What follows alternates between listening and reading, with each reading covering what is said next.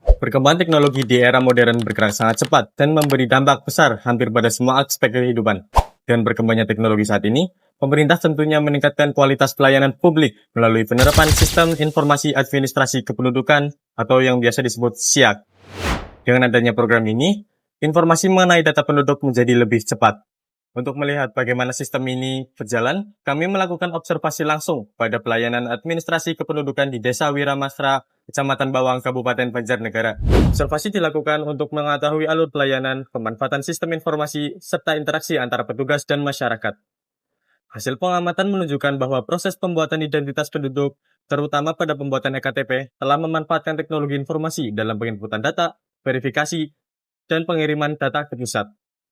Namun, kendala masih ditemukan dan itu cukup bervariasi. Dengan demikian, analisis ini penting dilakukan untuk menilai efektivitas penerapan sistem informasi di Desa Wiramasra guna meningkatkan kualitas pelayanan administrasi kependudukan bagi masyarakat. Analis komponen sistem informasi. Pertama, hardware, perangkat keras. A. Komputer adalah perangkat utama untuk mengelola data warga dan mencetak hasil pendudukan. B. Printer untuk mencetak dokumen dan laporan. C. Kabel LAN menghubungkan pada jaringan lokal seperti komputer dan router. Router VPN untuk membuat koneksi internet yang aman, terenkripsi, dan private. 2. Software, perangkat lunak. A. Web pelayanan, web yang dirancang khusus untuk melayani masyarakat dalam pembuatan identitas warga seperti IKTP, kartu keluarga, akta kelahiran, dan lain sebagainya. Web ini menggunakan IP private sehingga hanya bisa diakses oleh yang terhubung dengan server pusat. B. Windows 10, sistem operasi yang digunakan pada komputer. C. Browser web, aplikasi untuk mengakses dan menampilkan halaman web.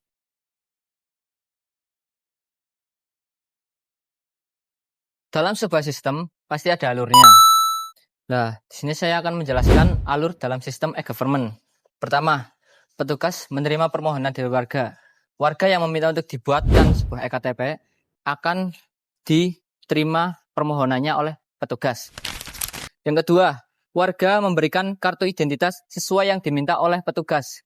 Jadi kalau kita mau bikin EKTP misal kan butuh KK, akte gitu ya, kartu identitas yang kita punya lah.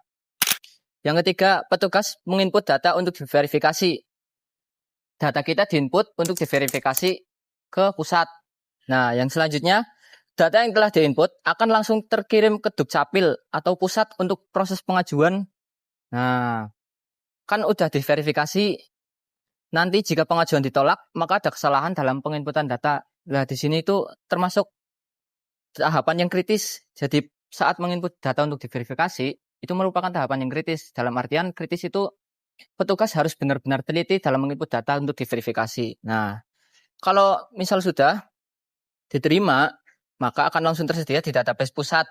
Sehingga dari desa hanya melakukan proses pengajuan saja, tidak langsung mengecek database-nya. Nah, maksudnya di sini itu desa hanya bisa melakukan pengajuan, tidak bisa mengakses database. Karena yang hanya bisa mengakses database itu dari pusat atau Dukcapilnya. Nah, ketika semua telah berhasil, kita tinggal menunggu informasi permohonan yang kita ajukan dalam bentuk fisik atau kita bisa ambil di Dukcapil. Kalau mau diantar di rumah harus ada ongkirnya. Ini di sini tertera 10.000 ya. Untuk bensin lah mungkin atau enggak makan gitu ya. Ya mungkin itu saja, terima kasih. Meskipun sistem pengajuan dokumen kependudukan kini sudah terintegrasi dan efisien, dalam pelaksanaannya kita tidak lepas dari beberapa tantangan dan masalah yang sering terjadi. Mari kita bahas 3 masalah yang sering terjadi, agar kita dapat mencari solusinya dan terlepas serta meminimalisir salah. Yang pertama adalah human error. Permasalahan ini menduduki peringkat pertama. Kesalahan petugas atau human error sering terjadi karena kurangnya ketelitian petugas saat menginput data. Ingat, data yang salah input dapat menyebabkan pengajuan ditolak, seperti tanggal lahir, nama, nomor, dan identitas lain. Yang kedua adalah kendala koneksi internet. Tantangan berikutnya adalah masalah teknis yang sering kita hadapi, yaitu koneksi internet. Agar data pemohon dapat diinput sampai ke pusat, kita memerlukan koneksi internet yang stabil. Namun, terkadang kita menghadapi kendala, seperti listrik yang mendadak padam, dan kendala jaringan lainnya. Dan permasalahan yang ketiga atau yang terakhir adalah server down. Masalah terakhir adalah tantangan di sisi teknis. Infrastruktur server. Permasalahan ini terjadi karena tingginya volume akses. Bayangkan, banyak data secara bersamaan mengirimkan data ke web pusat.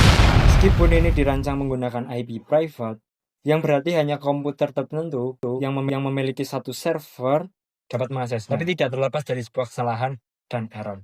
Mungkin itu saja 3 permasalahan yang sering terjadi. Untuk solusinya, bisa tanyakan ke teman saya, Rizky. Solusi buat permasalahan yang tadi gimana tuh Bang? Gini caranya.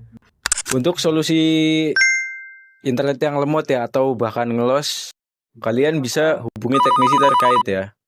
Terus jika listrik mati, kalian bisa pasang UPS. Keterangannya di sini guys. Nah, terus buat solusi yang kedua ya. Kalau servernya down atau banyak banget traffic, bisa menghindari jam-jam sibuk seperti jam 10. Untuk solusi yang ketiga yaitu dari human error. Bisa diadakan pelatihan atau sosialisasi untuk perangkat-perangkat desa yang terlibat.